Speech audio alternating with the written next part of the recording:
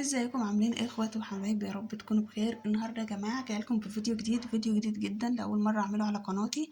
بس قبل ما ابدا يا جماعه، اللي اول مره يشوف قناتي ينزل يشترك فيها ويفعل الجرس عشان يوصلكم كل جديد.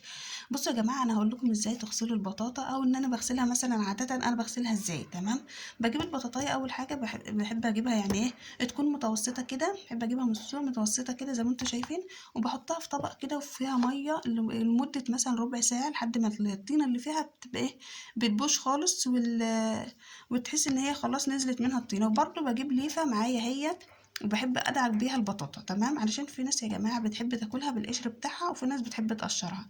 يعني ده حسب رغبتك انت. عامه انا لو احنا بناكلها بالقشر او مش بالقشر، انا بحب اغسلها كويس جدا، علشان ما بحبش بصراحه الاقي فيها اي حاجه.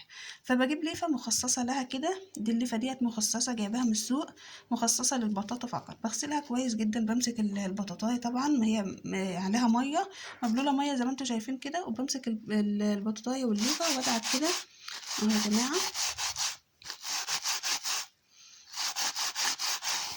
بصوا البطاطا بتنضف كويس جدا زي ما انتم شايفين كده. الله وكيل، يعني طريقه جميله جدا. لازم يا جماعه البطاطا تدعي كويس جدا. تمام. فبمسك كده زي ما انتم شايفين، بمسك واحده واحده وادعكها كويس. يا ريت يا جماعه اللي يعجبه بقى الفيديو، علشان اكمل انا واظبط البطاطا بتاعتي علشان احطها في الفرن. اللي يعجبه الفيديو يا جماعه يعمل له لايك للفيديو، واللي اول مره يشوف قناتي ينزل يشترك فيها دلوقتي علشان يوصل لكم كل جديد، ويوصل لكم اشعارات بالحاجات اللي بنزلها. باي باي.